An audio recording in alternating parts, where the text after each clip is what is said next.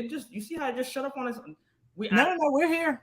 Okay, well, what happened to the commercial? But that wasn't supposed to shut off like that. But anyway, okay. Welcome back, y'all. Welcome back. We haven't been, well, Sandra's been back, but I haven't been back, so I'm back, and we're ready to move along. So if you haven't liked our page, please like, share, and subscribe on YouTube. Share, tell people, raise the roof about it. I just figured out to add on my Facebook page on there too, so it can go live on, so people could pick up on that too. So we have a YouTube page, and I think it's called Race and the Races and All Things Politics. All things race and politics. All things race and politics. But you can just type in Race and the Races and they'll pop up. I think so. You should. You should. Make sure you like, share, and subscribe. We need the viewership to go up. So like, share, and subscribe. So we're back from spring break. Well, I am. And so much is going on. So much is going on. A lot is going on. A lot is going on. So we can just do some highlights. The former president was indicted and subsequently arrested, I think. So yeah, I mean, they didn't put him in handcuffs, and he didn't get a mugshot. That's true.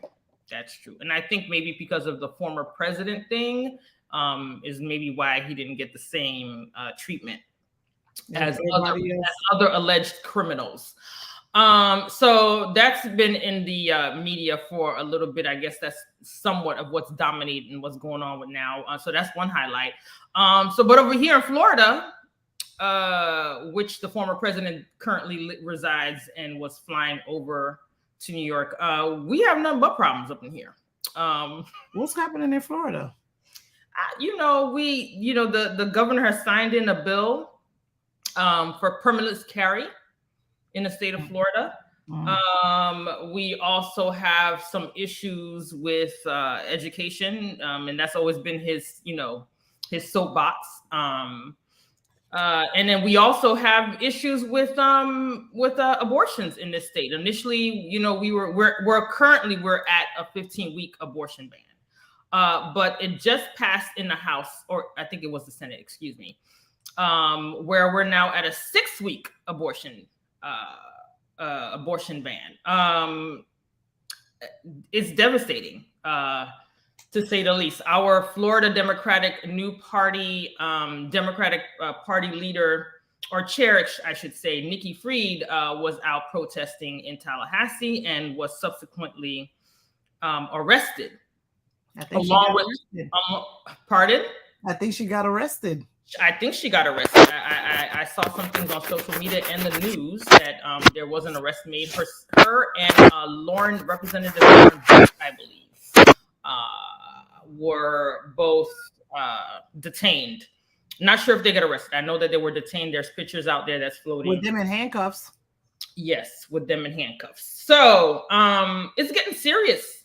It's getting serious out here. It's serious. It ain't getting it. It is. Listen, 2024 is literally months away. Elections are happening because these representative seats are 2 years. And we really, we keep saying that democracy is on the ballot. Democracy been on the ballot, and our democracy in the state of Florida is eroding at a very alarming rate. And I don't know how else to say but beg people to please participate in the election process, because elections have consequences. I'm gonna let my co-host elaborate a little bit on the dire need here in Florida. I guess we can start with the permitless legislation he just signed that goes into effect, I believe, in July. Yeah, I think it's July the 1st that's happening, which is listen, I had a situation that happened. It must have been Monday. No, what's today? Today's Wednesday. Wednesday, yeah. It's Wednesday, so maybe that was Friday. I don't know. Between Friday and Monday, I don't know. So much be going on, right? And it was and when I was over, I literally wanted to, I'm not one of those people that go live all the time, but I felt like going live and and say F outside, because that's how, like, it was such a ridiculous experience, because I'm one of those people, like, since the pandemic, I don't really go grocery shopping. Like, I still use, like, I use Shipt, Instacart, one of those services to deliver my stuff. Every now and then I'll go into the store and get something, but I don't do that. I order groceries, get the food delivered, make it, and then, and then if I'm not doing that, I tell the kids order. So I rarely go and get food. But I was in this area in a neighborhood where they don't use either one of the services, and even if they do, it's so far that it's expensive, that I was like, wow, I'm over here, I'm gonna go get some food. Listen, I went into that place, and they were just, the operation, the way the place was operating was just it was just ridiculous, that it ended up, creating a line. People were skipping folks. It was all that going on, right? And then I was just like, so I turned on the owner. I was like, listen, I don't want to get skipped again or whatever, right?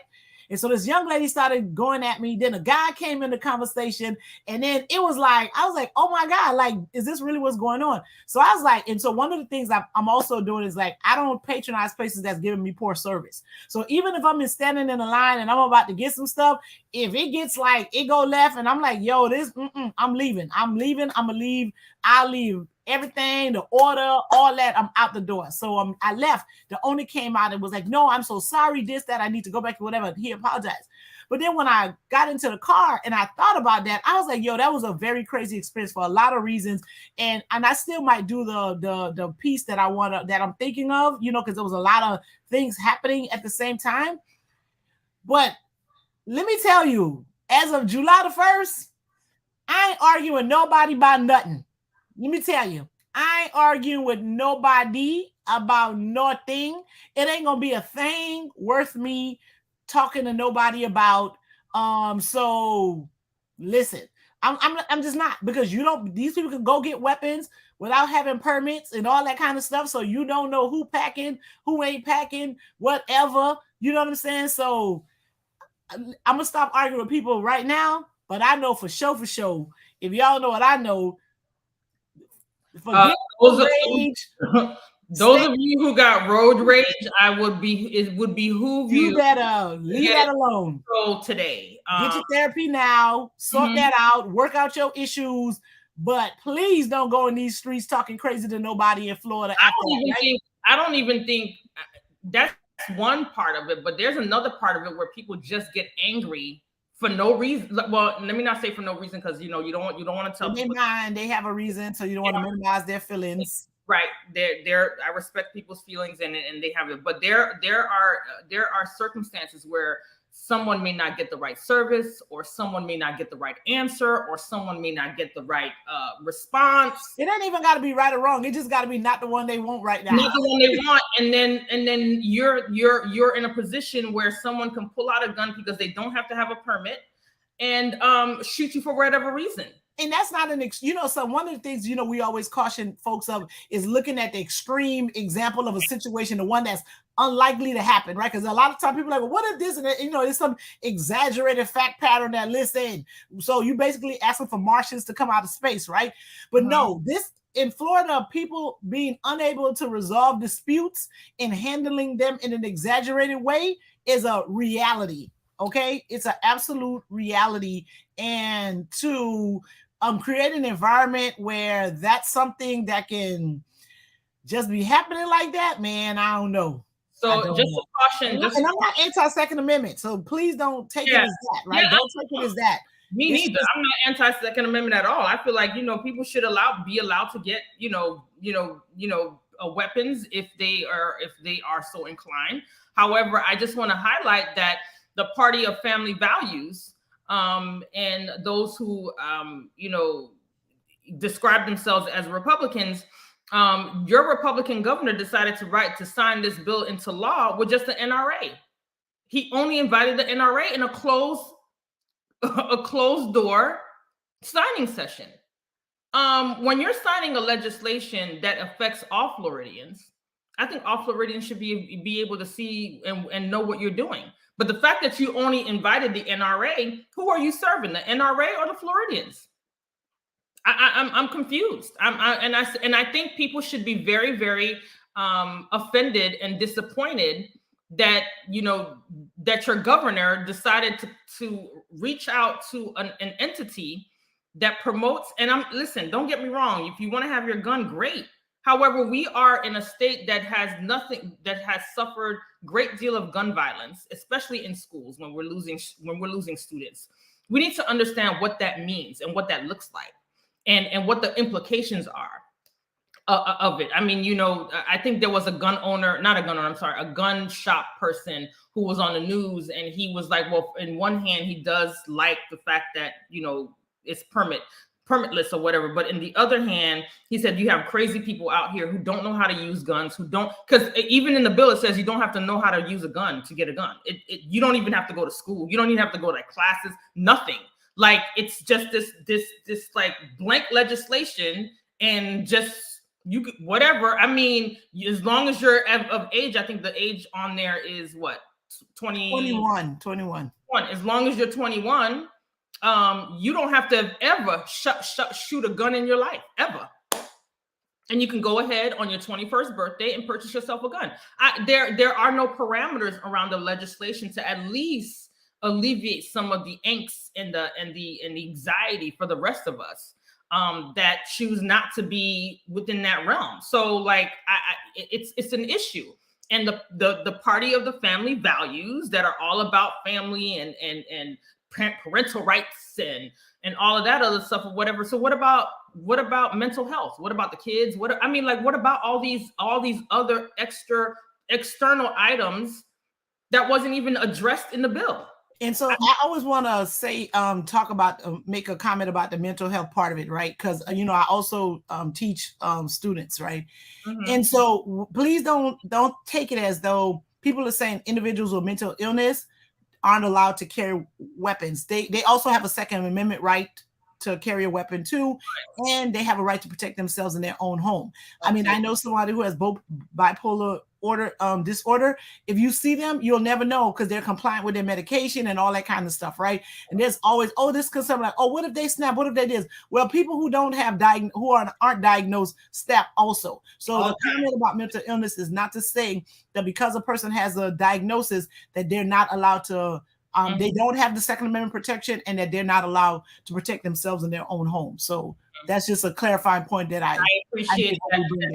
Yes, I appreciate that disclaimer. And to your point, I would have appreciated if the legislation had language in there to help and provide extra safeguards for those who are who have mental issues, and for those who do not. But language should be in there in order for everybody to be protected. Let me tell you something. I'm not even on the team that language should be in there. I'm on the team like this should not have happened. Like, I'm just telling you, like, I don't care what they said. Like, I'm on the team like, no, this is an absolute bad idea for South Florida. That might be something that people in North Florida could do, because, you know, they got a whole different kind of relationship with guns. But I live in South Florida. That is an absolute horrible idea. And I'm on the team of like, nah, this should not be the law. I couldn't agree with you more. I'm just trying to make sure that I piggyback on your disclaimer, because knowing how people move in South Florida, knowing how we have a high incident of road rage, we have high incidents of fights in stores and in malls and brawls in bars and all that other stuff. I'm just saying, like, I don't want to see what spring break looks like next year. I'm making it very clear, we're not doing anything. We're not going anywhere for spring break, not in South Florida. I just think that legislation is so reckless. And the fact that he didn't do it, like, you better be careful of them 4th of July parties you talking, because it's gonna happen just in time for that, you know. And you know as well as I do, I know in your neighborhood, but in my neighborhood, I hear gunshots every 4th of July. Every 4th of July. I'm not joking. I'm serious. Every 4th of July. I know the difference between 4th of July stuff and gunshots every 4th of July. So now there's no permit. Now that we just all willy-nilly, you don't even have to know how to use a gun to go buy one. This is where we at.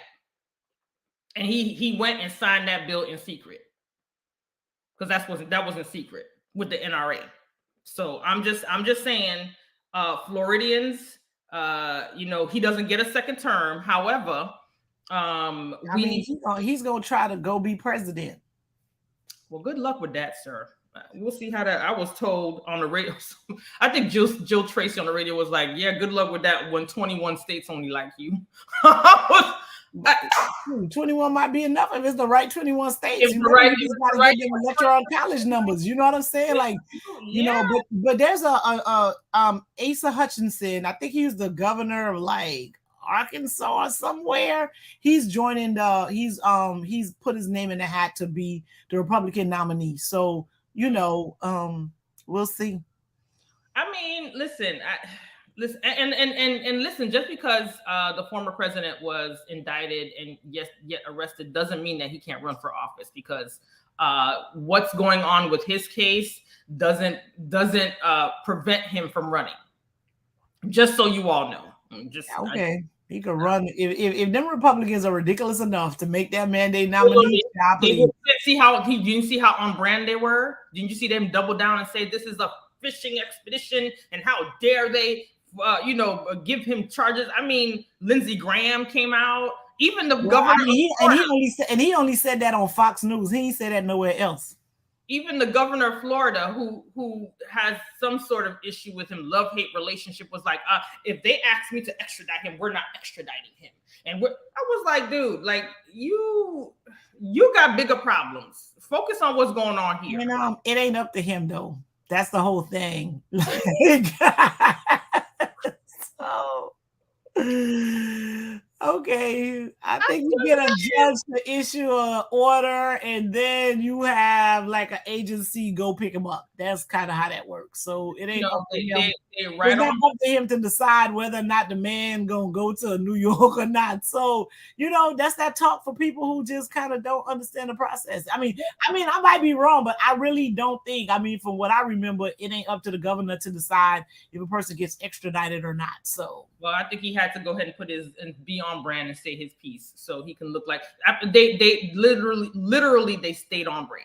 Everybody kind of. Well, apparently Mitt Romney didn't. Mitt Romney was like, "Listen, he ain't good. He ain't good for the party. He ain't good for the country.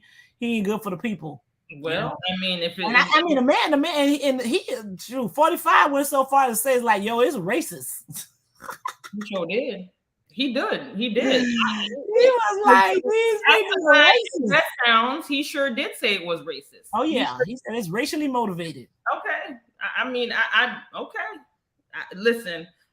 Moving right along. So we now have a bill that passed in Florida in the Senate, I believe.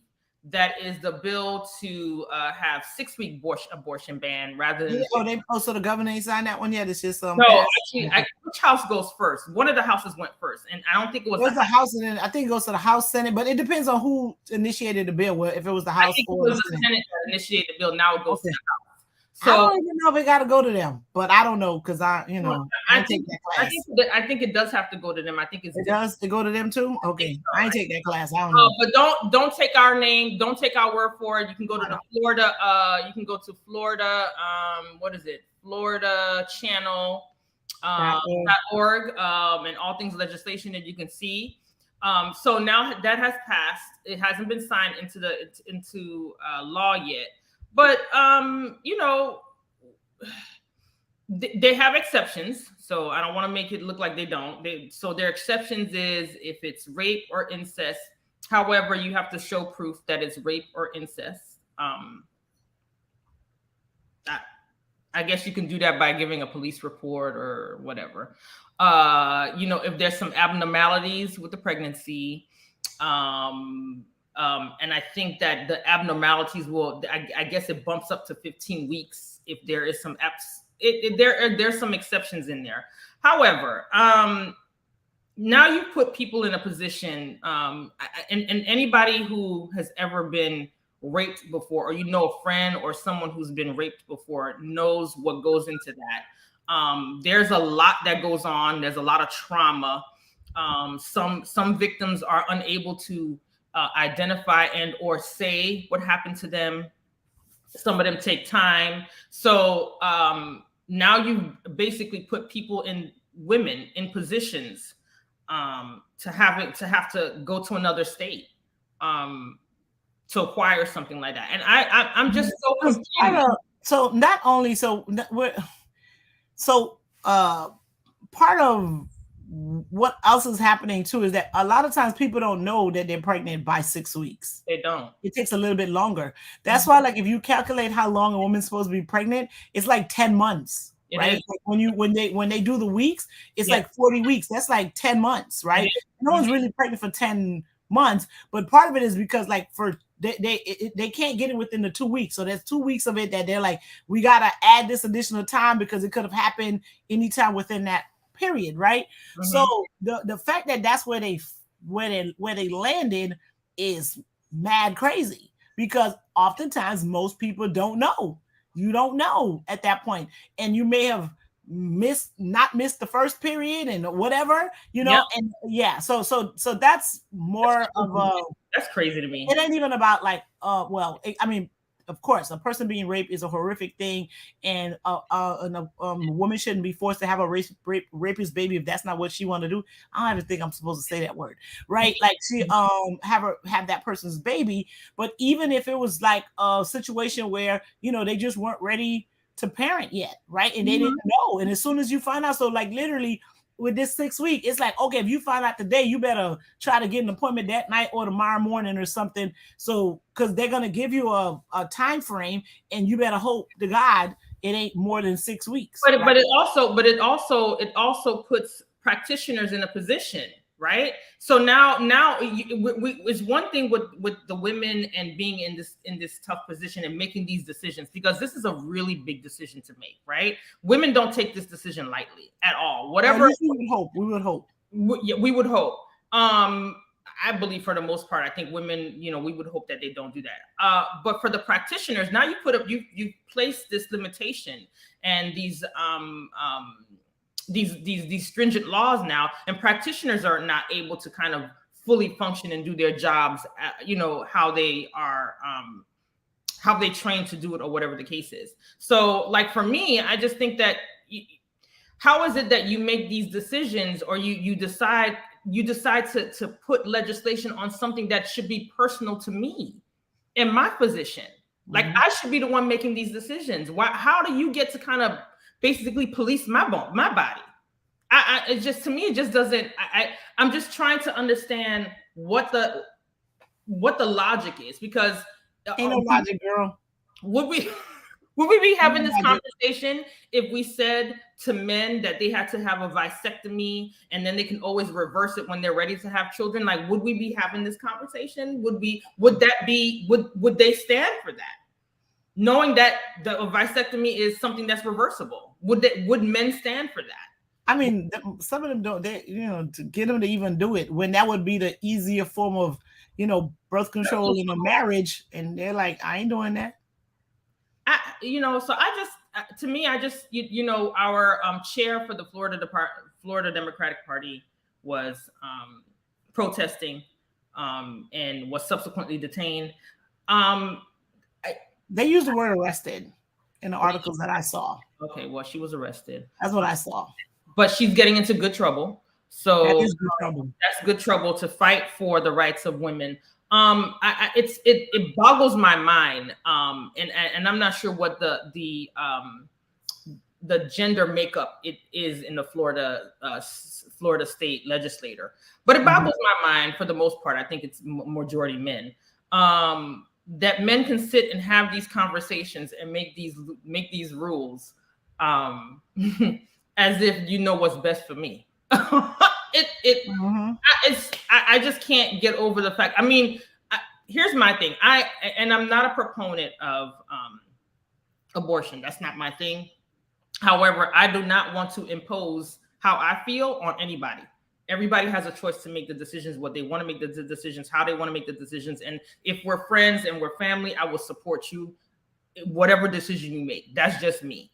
But when you're having, when you have legislators who are sitting here and not knowing, there's so much that goes into that, so much. And you don't even that's not even part of the conversation. The conversation is we trying to save babies. Okay, you trying to save babies. Well, what about the babies who are in foster care? Like, we have a horrible foster care system, horrific foster care system. So what are we doing? What kind of monies are we putting into that to make sure that babies that are already here? Well, we're not gonna take care of them. They don't matter because they're already here. Why is that? Why is the one that's not here and the one that's here are not looked at the same way? That's all I'm saying. If we're gonna do it 100% full throttle. If you're gonna do it like that. But that's where we at. I do not foresee this not passing. No, everything they want is gonna pass because they have a super majority. So it's all passing. Whatever all the crazy things you heard about is happening. Absolutely. Whatever you heard, you be like, nah, ain't nobody gonna do that. Yeah, they're gonna do all of that. If they talked about it, they doing all of it because they have a super majority, so they can do all of it. They're not listening to reason. So yeah, they're doing all the nonsense you heard is gonna happen. Now, what happens in 2024 if other folks are elected, whether or not they can repeal some of these laws, that's a possibility. But all that stuff is happening, y'all. And people talk about, we're being thrust back into I don't know what century. You pick one, girl. We backwards right now. This is like, I don't know what this is. It really don't matter which one you pick, only because Black people have always been on the bottom end of it anyways. So just pick one, and fill in the slot, I guess. But all I'm telling you that these restrictive laws, I don't know if these Republican realizes that these restrictive laws, there will be some backfiring.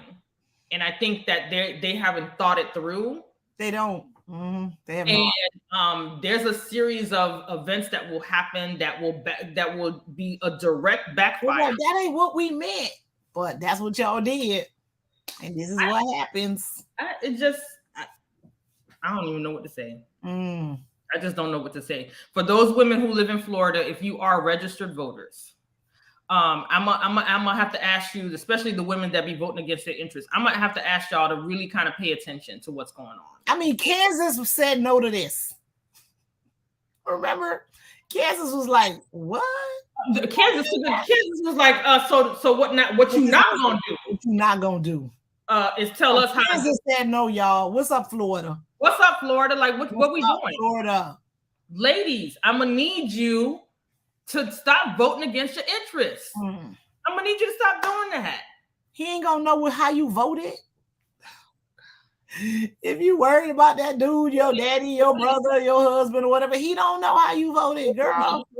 Voting is a personal and private act. Yes, he don't know how you voted. Stop voting against your interests. And won't ever know. So please. If you don't stop voting against your interests, guess what? Stuff happens to you. You got to go to a different state to figure out. Stuff happens to all of us. It happens to everybody when you make these decisions. Listen, I mean, so now they start on abortion ban. Where is it going to go? Where else is it going to go? There's no limit to what, I mean, if this passes, what is going to stop them from coming for other things? I mean, make that decision. They're going to be, listen, let me tell you something. It's not far-fetched for them to say, oh, you all can't have plastic surgery no more, because Florida is the #1 state for plastic surgery with all these plastic I heard, so Mr. Miami said people getting rid of them big old booties now anyway, so they ain't popular no more. Okay, and they're not popular no more. Oh, yeah, they taking out the fillers out of their lips. What if they decide?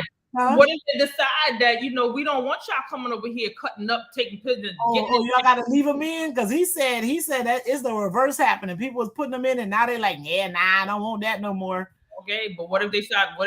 They said we don't want to take it out. You got to walk around with it. Of plastic surgery no more. We shutting it down over here. What if it gets into that?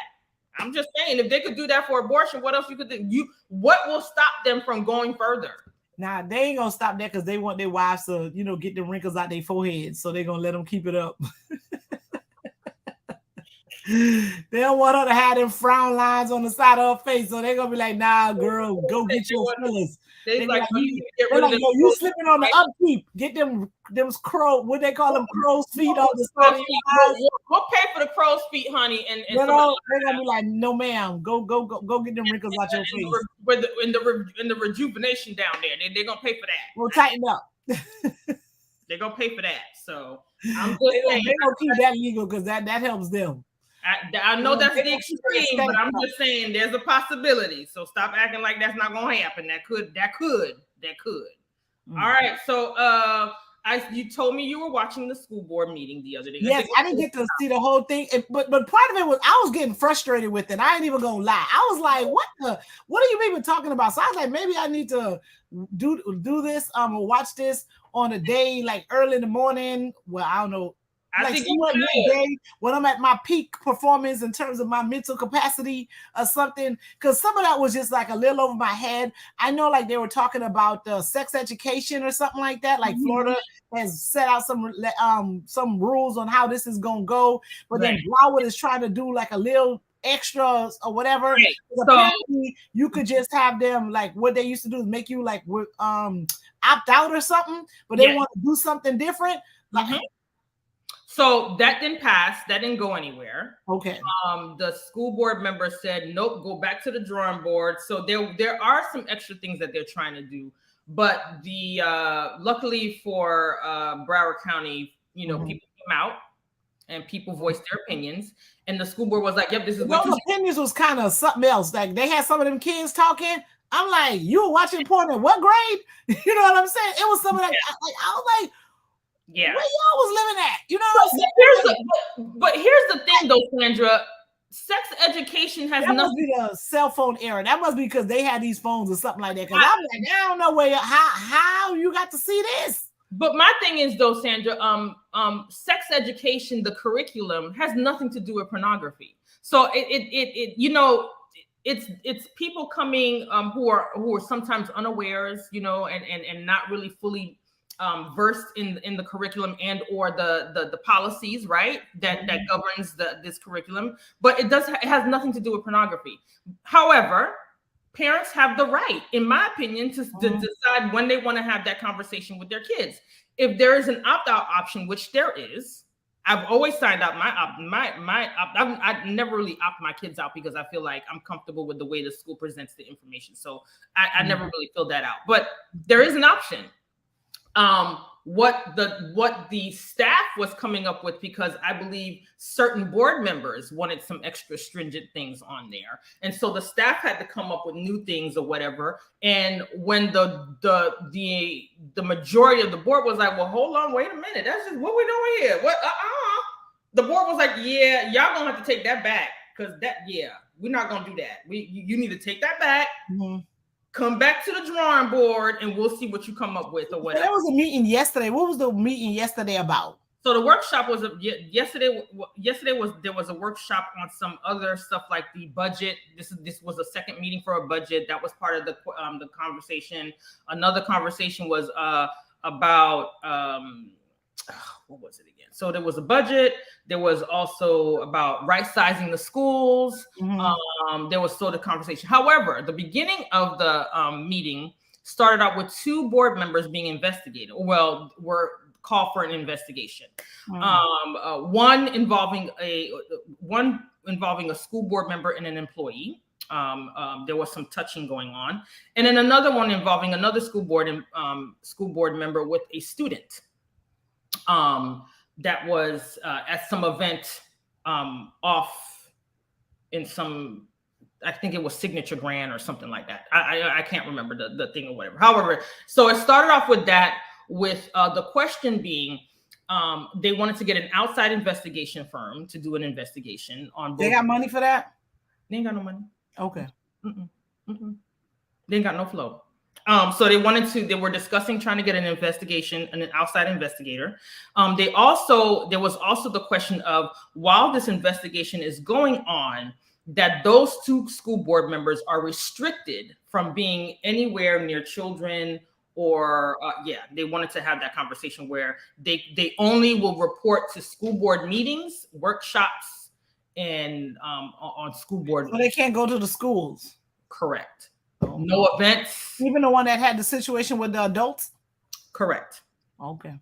Well, and that was the discussion. The discussion is why are we like making it equal when one was with an adult and one was with a child, but they wanted to be equal all the way around. So that was the beginning part of the discussion. Then they went into the budget. According to the person, the chief financial officer, they stated that there were some incentives they got from FP&L. They talked about, some incentives that they got from the state in terms of funding for different items or whatever. However, they still are not getting monies that they would have normally gotten because of the low enrollment in the district.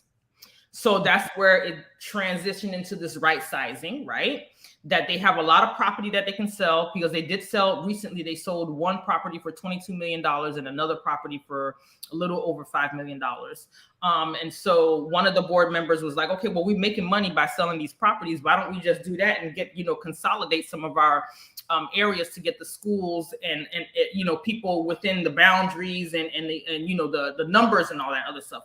So to my surprise, because I'm on the diversity committee and we do site visits, when I was asking about empty portables that are not being used, because they use those numbers as the count for the school, but they're not using those. I thought they said they fixed that though. They were. I thought at some prior meeting they were saying that they were fixing that, because it was unfair for them to be counting those numbers, because that's the capacity instead of counting how many students were actually there. That was done on a school by school basis. So it wasn't done throughout the district. So that one meeting was for one particular school that they removed several buildings that weren't being used.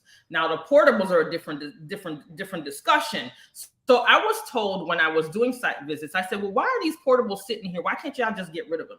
I was told that the state governs how those portables are removed. There's a list that all these schools are on with all the lists of their portables, and then it goes through a phase before they remove them. So to my surprise, at the meeting, I hear Miss Marte, which is I think she's like the deputy superintendent or something like that, stating that how they already got a company ready and that they're about to take down like 40 something portables, and she kind of named the schools which were on the list.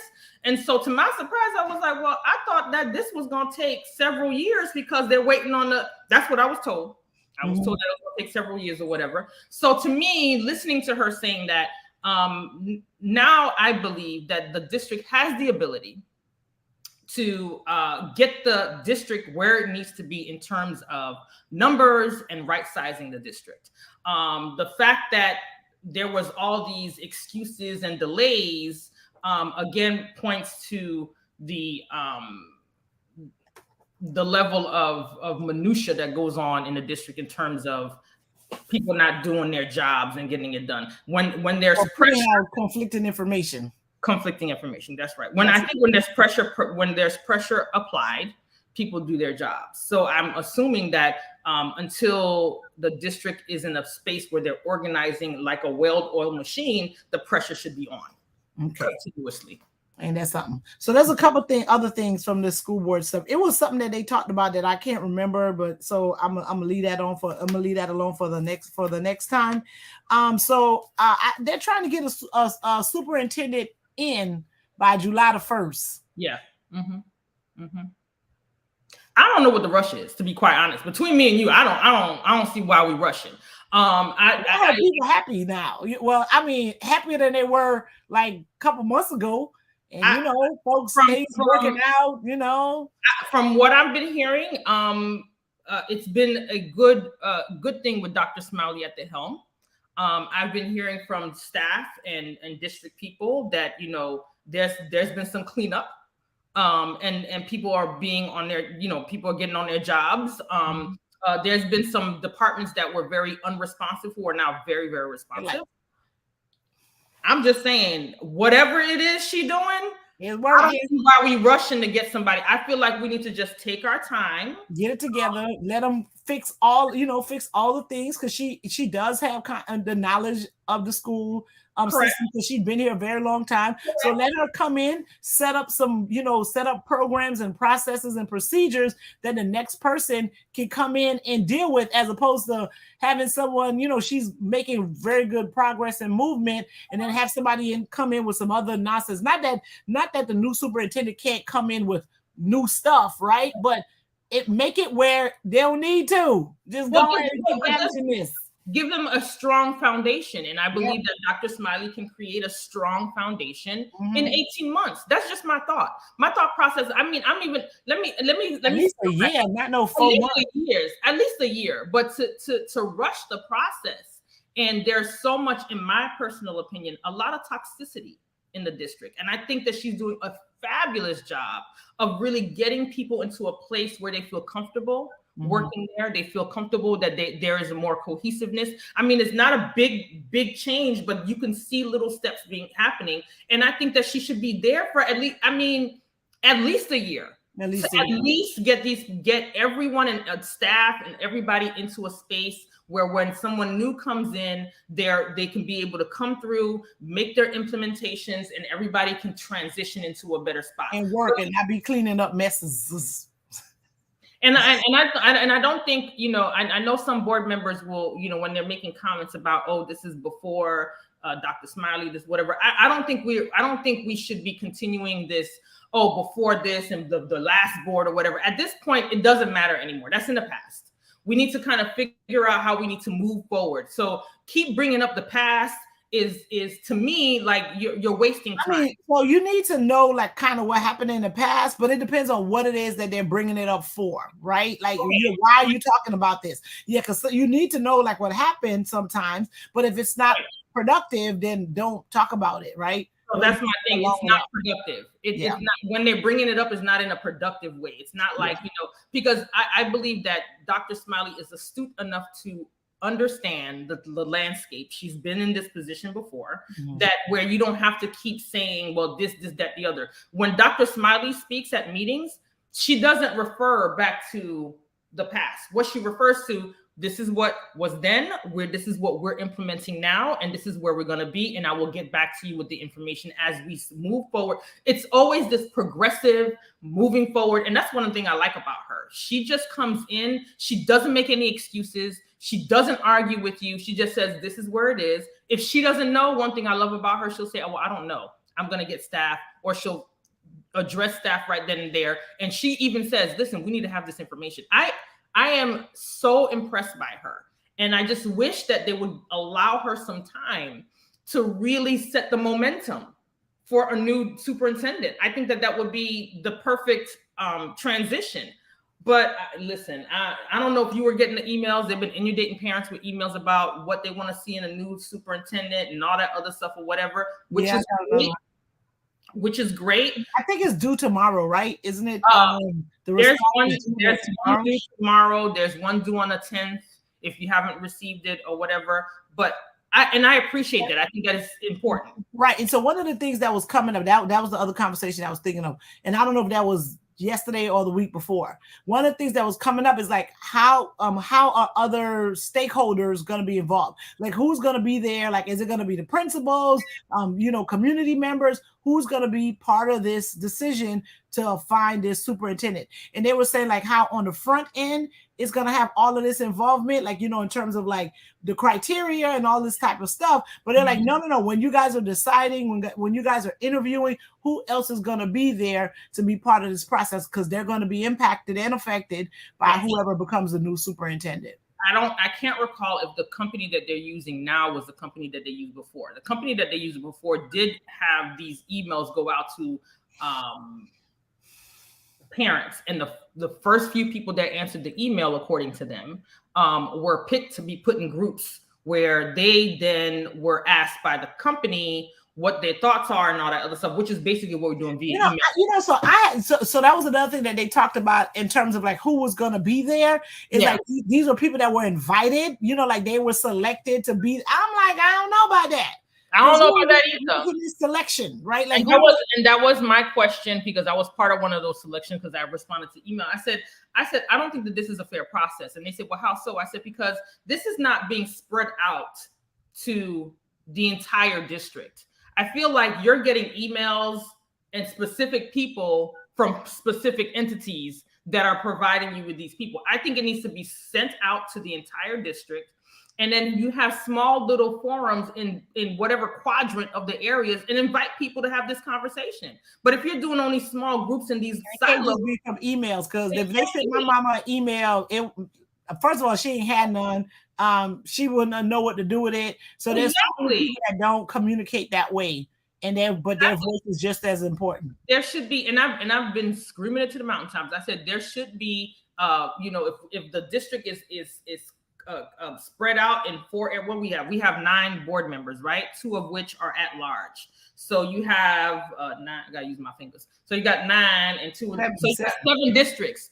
I think there should be a meeting in all 7 districts. Well, can't the school board members call a meeting in their district to do that? Absolutely can. They absolutely can call one. They absolutely can coordinate at a meeting and say, as we move forward for the search for the superintendent, each district will find a main school that meets in the middle, where everybody can come from each side and is not far from everybody, where they can have a couple meetings or have a few.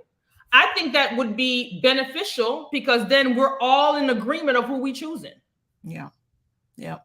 And then, so the other thing is, we're going to try not to be here all night. Yep. Did the governor sign school choice too? He did. And what that mean? What does that mean to regular people?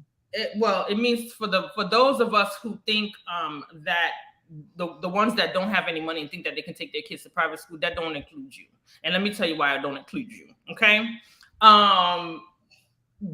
That those fundings only cover partial of tuition. It doesn't cover the full tuition. It doesn't cover activity fees.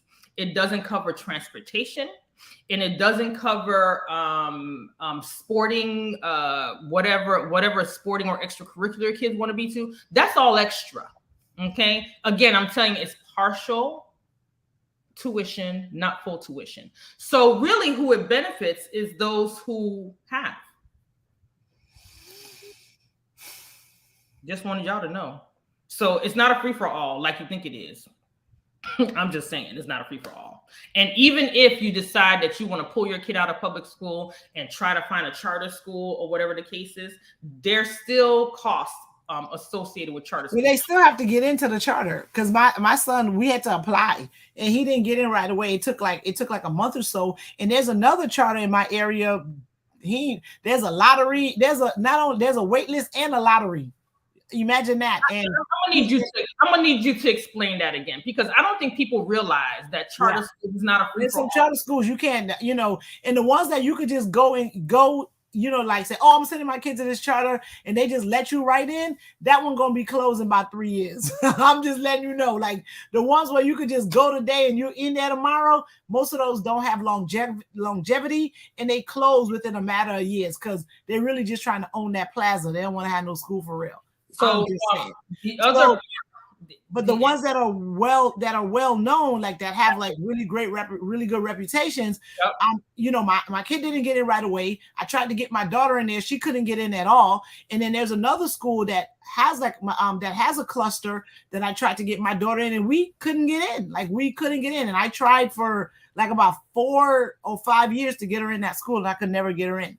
And she definitely can't get in now, because it's hard to get into charters in middle school. Like you got to get in there, like, in the beginning, kindergarten. Middle school is a very rough time to. It's a very difficult time to get into a charter. So, and what about the extra? Part of that is because the public schools, the middle schools start late. Like middle schools around here start at 9:10, 9:40, and the charter schools start early, 8 o'clock, 8:30. So a lot of parents want to get their kids in there, so they drop them off and make sure they went to school before they leave for work. But that's you ain't getting in. So what other costs are associated with your child going to the you got to do volunteer hours, and if you don't, you got to convert it into money. They have fundraisers all the time. The activity fees are like, depending on the sport, That's anywhere from $175, $250. Then you got to buy uniforms, all this stuff. It's always some fundraiser that you better get on board and be a part of. And if you don't, and if they play multiple sports, it's a fee for every sport. It's not just no one time sports fee or anything. And then, like, if you're a parent who work and you need to put them in aftercare, that aftercare ain't no joke. Like that aftercare is some people mortgage payments, so it's all of those things are affiliated with that, So that choice bill doesn't cover. No, it doesn't. And my daughter, we did so I had her go to a private school for 1 year.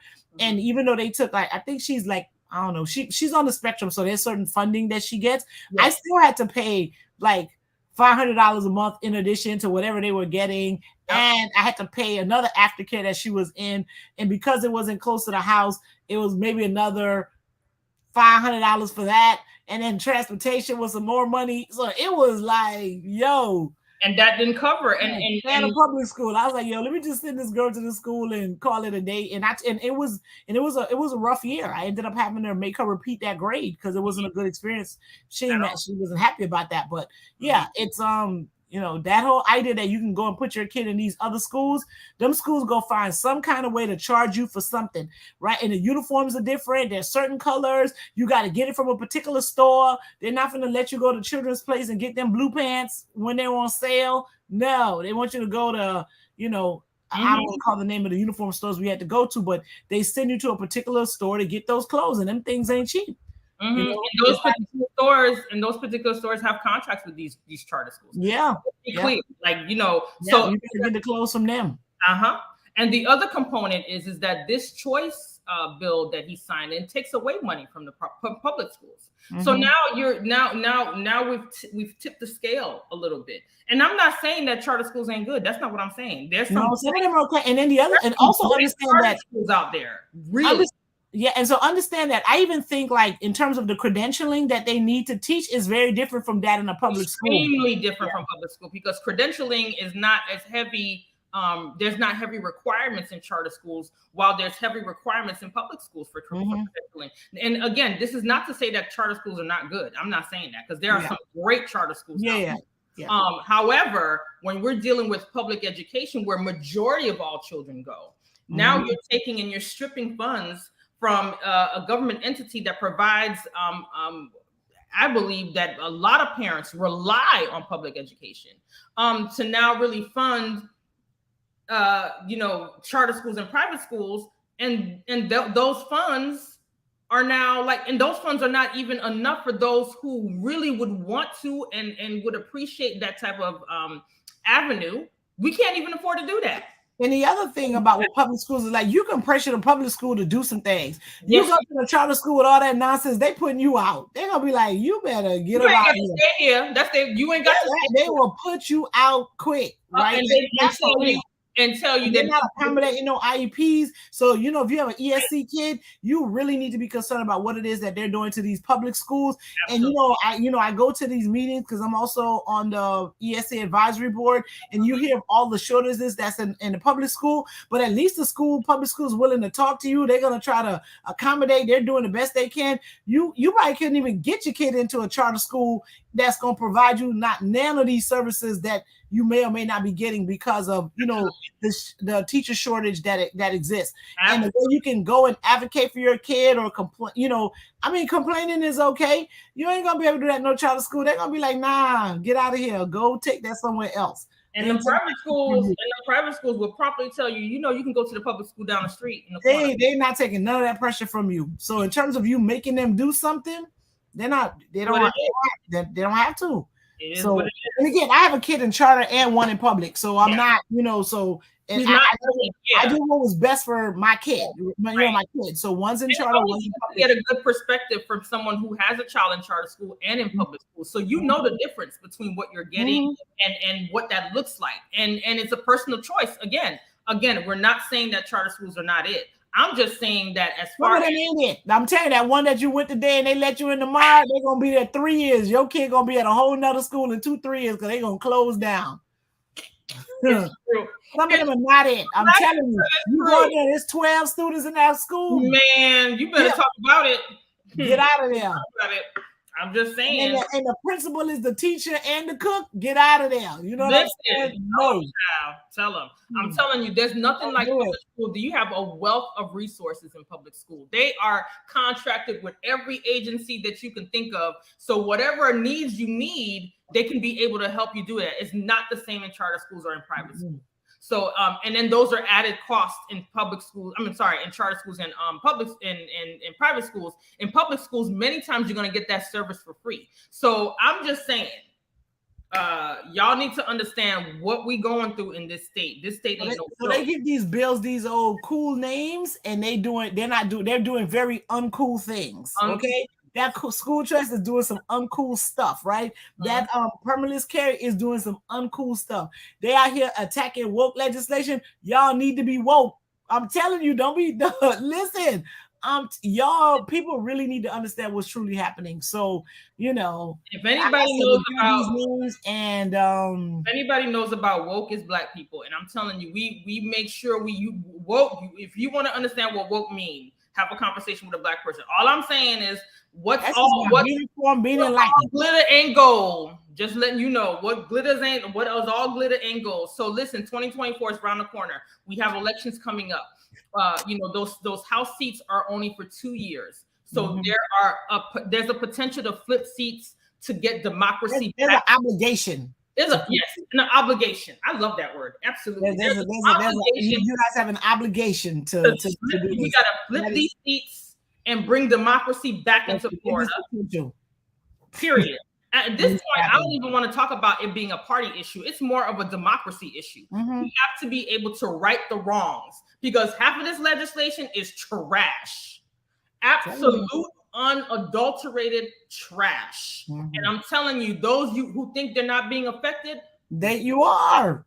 You are. I'm telling you, you are. What do you say? That trickle down economics, but that trickle down economics ain't no that. That's some bull right there. That ain't real. But the trickle down effects of these bills is real. Oh, yeah, no, they're gonna wreck your life. The only thing that trickle down is chaos.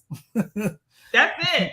I'm gonna need you all to really focus on trying to help to flip these seats in 2024. We are working on having Nikki Fried on our show. We've been in contact with her, so we're gonna work with her team. But we will have her come on and talk about ways of what her vision is, what her goal is what's to happen, and also voting, education, and voting registration. So look forward to our flyers and also our highlights on Instagram, Twitter, and Facebook as we prepare to have her come on. I really begging you all to realize that 2024 is literally months away. We also have a presidential election. Y'all need to be woke.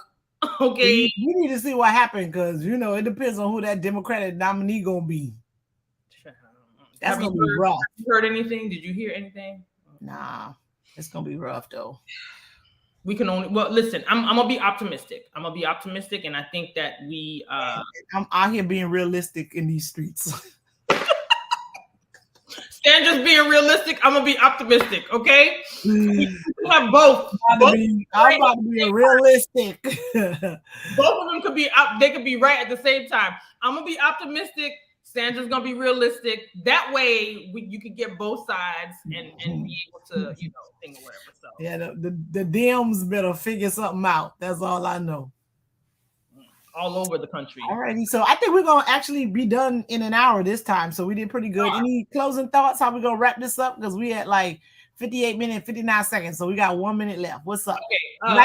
All I'm gonna say is like our page. We got a QR code on the page on Facebook. Yep. Go ahead, scan that code and go like the page on YouTube. Like the page. And while you're liking the page, go look at our videos, share our videos. Like all of them too. And like all of them too. That helps. And be able to and remember to we're in preparation for 2024. So and we're still in COVID because there's people still catching COVID. So please be careful. Yeah. Yep. Still in COVID. That's my last words. What about you, sis? Yeah, that's it. That's it. Go ahead, like, subscribe to the page. We're gonna be doing some things. So campaign season is gonna really get into full swing in about the next 2 months, right before the summer. It's gonna be like in full swing. Folks are gonna make their announcements, and we're gonna be on it. We're gonna really be on it because, like I said, we have an obligation to flip those seats because this is crazy. And then we also have to focus on who our local candidates are. And then we're gonna definitely see what it is that the Florida Democratic Party is doing in conjunction with the broad Democratic Party. And I will, be as involved as I can and as I was in both 20 and 22, like 2020 and 2022. We need to make this happen. All right. We'll see y'all next week. Have a good one. And not only have a good one, but y'all focus. Stay focused.